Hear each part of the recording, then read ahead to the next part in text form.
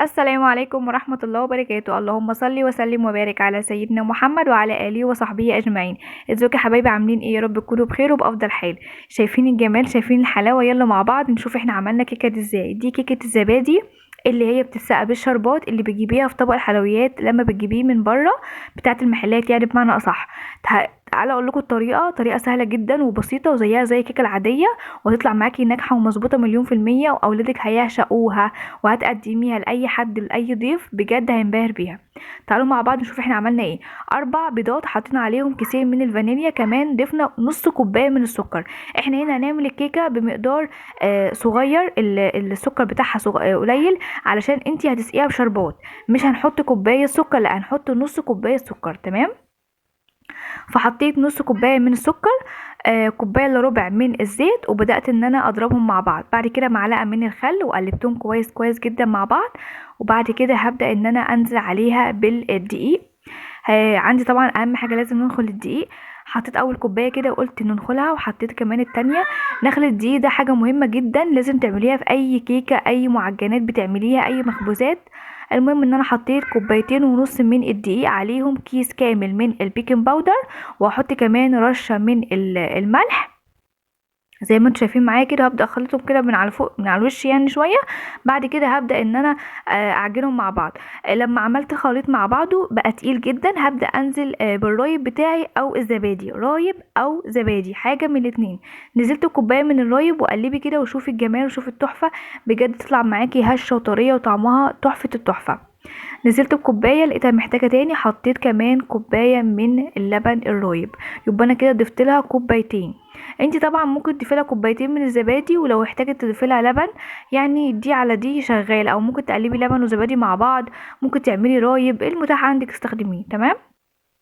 ده القوام المطلوب اللي انا عايزاه، مش هضيف لها اي حاجه تاني. انا كده حاسه ان هي تمام مظبوطه، 100 فل 14 ومفيش اي حاجه. زي ما انتم شايفين معايا بالشكل ده. عندي هنا القالب بتاعي دهناه بدهن من الزيت من الجوانب والارضيه. وبعد كده حطيت الخليط بتاعي، وهبدا بمعلقه بسكينه باي خله خشب كده، ابدا رايحه جايه رايحه جايه اقلب الكيك، علشان لو فيه هوا ولا اي حاجه يطلع وما تعمليش فتحه البركان دي وتقب. دخلتها على فرن درجه حراره 180، والفرن بتاعتي كهربا شغاله من فوق ومن تحت، والمروحه شغاله. لو الغاز بتحطيه على 180 برضو، بتشغلي من تحت بس ما بتشغليش الشوايه. تمام. بعد كده بقى هي دخلتها الفرن تستوي. جهزت الشربات بتاعي، الشربات كوبايتين سكر كوبايتين ميه، احطهم لحد ما يغلوا. اول ما السكر بتاعي بيختفي بنزل عليها برشه بكيس من الفانيليا او رشه من الفانيليا، بسيبه لحد ما يبرد.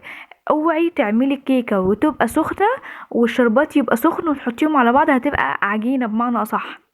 الكيكه بتبقى سخنه والشربات بيبقى بارد، يعني الشربات بتاعي بارد، وزي ما انتم شايفين كده وريتهولكم، والكيكه بتاعتي سخنه. تمام. بدات اسقي. طبعا هي هتاخد الكميه كلها، ما تقلقيش، هي هتاخد الكميه دي كلها.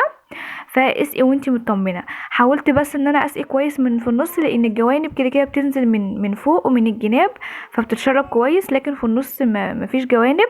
فحبيت ان انا اكتر في النص عشان تتشرب كويس. بس فبقيت ان انا اسقيها بالشكل ده، واخر حبه اروح بقى ايه دلقاهم كده. ما تلاقيش جد خالص، وما تقوليش لا شربات كتير وعايمه وهتبقى عجينه وبسيسه والحاجات دي كلها. لا ما تلاقيش ما تلاقيش، هتشرب الكميه كلها. المقدار دوت مظبوط جدا، جربيها تعجبك. حطيت اخر حبه من الشربات كده. وانا عندي جوزي مش بيحب جوزة الهند، فانا بحب ازينها بصراحه بجوزة الهند، بتبقى خطيره طعمها تحفه. فانا حاولت بقى ان انا اقسمها نصين، حطيت نص كده بجوزة الهند كده، حتى لما تيجي تقطعي وتقدميها بيبقى الشكل كده تحفه.